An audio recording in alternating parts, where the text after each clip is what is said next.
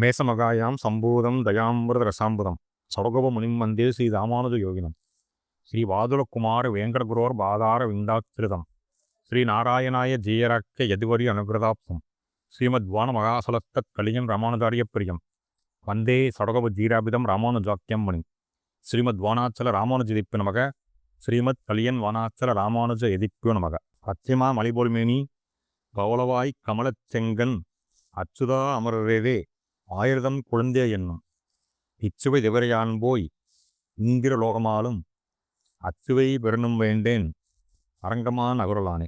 இன்பமும் துன்பமும் கலந்ததுதான் வாழ்வு. எப்படி அக்னியிலிருந்து வெப்பத்தையும் தீபத்திலிருந்து ஒளியையும் பிரிக்க முடியாதோ அதன்படியே நம்முடைய பிறவிப் பெருங்கடலிலிருந்து இன்பத்தையும் துன்பத்தையும் எவராலும் பிரிக்க முடியாது. இன்னும் சொல்லப்போனால் நமது வாழ்வில் இன்பத்தை விட நிச்சயமானது மரணமும் துன்பமும் ஆகும். ஏனெனில் மகிழ்ச்சியை தன் வாழ்வில் கொண்டாடியவர் இல்லாமல் போகலாம், ஆனால் துன்பத்தை உணராதவர் என்று ஒருவரும் இல்லை. அதனைப் போலவே மரணமே இல்லாத ஒருவரை நம்மால் காண முடியாது. எவனொருவன் இன்பம் வரும்போது அதற்கு அடிமையாகாமலும் துன்பம் வரும்போது வாடாமலும் இருக்கிறானோ அவனே உத்தம மனிதனாகிறான். ஆனாலும் நாம் ஒரு இன்பத்திற்கு அடிமையாகத்தான் வேண்டும். அந்த பேரின்பு நிலைதான் பகவத் பக்தி. இந்த பிறவி பெருங்கடலை நாம் கடக்க வேண்டுமானால் பகவத் பக்தியுடன் சரணாகதி அடைவதைத் தவிர வேறு மாற்று வழி இல்லை. மரணத்தை நோக்கியே நம் வாழ்வு நகர்ந்து கொண்டு இருக்கிறது. நம் உடல் கூட அனுதினமும் அநேக மாற்றங்களை செய்து வருகிறது. 20 வயதில் இருந்த நம் உடல் உறுப்புகள் 40 வயதில் மாற்றத்தினை அடைகிறது. 40 வயதில் இருந்தது போன்று 60 வயதில் இருப்பது இல்லை. ஏனெனில் 7 வருடத்திற்கு ஒரு முறை நம் உடலில் உள்ள அனைத்து உயிரணுக்களும் புதுப்பிக்கப்பட்டு வருகிறது. மனதோ 3 நிமிடங்களுக்கு ஒரு முறை சிறிது இடைவெளி விட்டு தன் சிந்தனையை மாற்றுகிறது. எனவே உடலும் மனதும் நம் கட்டுப்பாட்டில் இல்லை.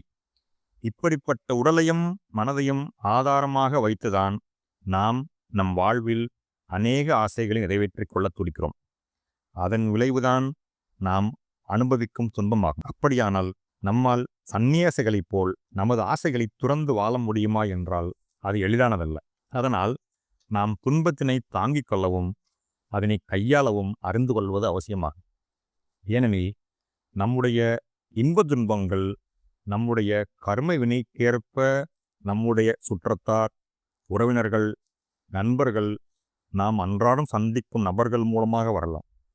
அதற்கு காரணம் அவர்கள் அல்ல, நம்முடைய கர்ம வினையே ஆகும். எனவே இந்த விதமான கர்ம வினை பலன்களை தாங்கித்தான் ஆக வேண்டும். அதை எப்படி தாங்குவது, எப்படி கையாள்வது என்ற கலையை அறிந்து அதன்படி வாழ்ந்து அந்த கலையை தன் புதல்வர்களுக்கும் கற்றுக் கொடுத்து வெற்றி பெற்றவர்தான் குந்தி தேவி. குந்தி தேவி ஸ்ரீ கிருஷ்ணரின் தந்தையாகிய வசுதேவரின் சகோதரி ஆவார். அவரை சிறு வயதிலேயே குந்தி போஜன் என்ற அரசன் தத்தெடுத்து வளர்த்து வந்ததால் குந்தி தேவி என்ற பெயர் பெற்றார்.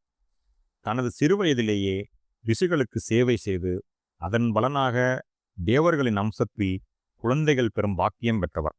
ஆனால் தனது சிறு அறியாமையால் அந்த வரத்தை சோதிக்க விரும்பி சிறுவயதிலேயே, அதாவது திருமணத்திற்கு முன்பே மந்திர சக்தி மூலமாக குழந்தை பெற்று அதனை ஆற்றிவிட்டு பெரும் துயரத்தை அடைந்தார்.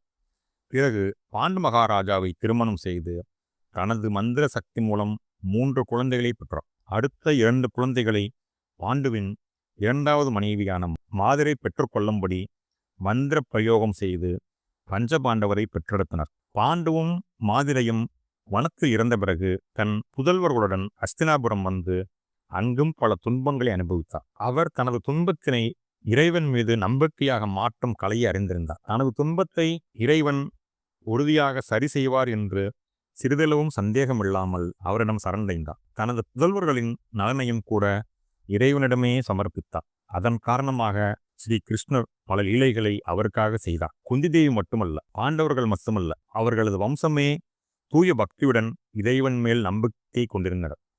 அதன் காரணமாகவே உத்தரை தனது வயிற்றில் வளரும் கருவிற்கு துன்பம் நேரும்போது நம்பிக்கையுடன் இறைவன் பாதங்களை சரணடைந்தான். பரீட்சித்தை உலகிற்கு அளித்தான். அஸ்வத்தாமன் அனுப்பிய அபாண்டு வீயம் என்ற அக்கிரத்திலிருந்து உத்தரையன் கர்ப்பத்தை ஸ்ரீ கிருஷ்ணர் காப்பாற்றியதோடு மட்டுமல்லாமல் இந்த பாதகச் செயலை செய்த அஸ்வத்தாமன் மீது பெரும் கோபம் கொண்டு மரணமில்லா வாழ்வு என்னும் சாபத்தை வழங்கினார். இந்த உலகில் ஸ்ரீ ஆஞ்சநேயர், ஸ்ரீ பரசுராமர், கிருபாச்சாரியார், வேதவியாசர், மகாபலி, விபீஷணன் ஆகியோர் தனது தவ வலிமையாலும் இறைவன் மீது கொண்ட பக்தியாலும் சிரஞ்சீவிகளாக வாழும் மரத்தை பெற்றனர். ஆனால் அஸ்வத்தாமன் மரணமில்லா வாழ்வு என்னும் ஆபத்தையே பெற்றான். இந்த நிகழ்வுகளை அறிந்த குந்தி தேவி அங்கு வந்தாள். அவளுக்கு ஸ்ரீ கிருஷ்ணன் தனது மருமகனாக, அதாவது தன் சகோதரனின் புதல்வனாக தெரியவில்லை. ஸ்ரீமன் நாராயணனாகவே தோன்றினார். அதனால் அவர் ஸ்ரீ கிருஷ்ணர் தன்னையும் தன் வாரிசுகளையும் ஒவ்வொரு முறையும் காப்பாற்றியதை நினைவு கூறுகிறார். திரௌபதியின் வஸ்திரம் பறிக்கப்படும் போது அவளுக்கு வஸ்திரம் அளித்து அவளை காப்பாற்றினாய். கர்ணன் விடுத்த நாகாஸ்திரத்திலிருந்து அர்ஜுனனை காப்பதற்காக தேரை 2 அடி கீழே செலுத்தி அவனை காத்தாய்.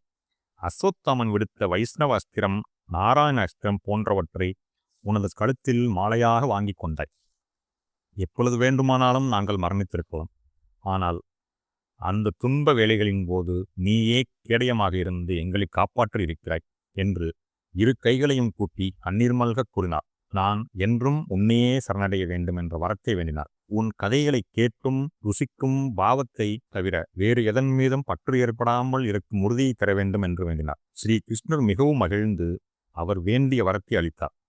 நாமும் நம் வாழ்வில் ஏற்படும் துன்பங்களை போக்க முழு நம்பிக்கையுடன் பகவானின் பாதங்களில் சரணடைவர். இறைவன் தன்னை சரணடைந்தவர்களை எந்த அஸ்திரமோ, ஆயுதமோ, பாவமோ, துன்பமோ, அஞ்ஞானமோ, அதர்மமோ தீண்டாமல் கேடயமாக நின்று பாதுகாத்துள்ளார் என்பதற்கு ஸ்ரீமத் பாகவத புராணமே சாட்சி.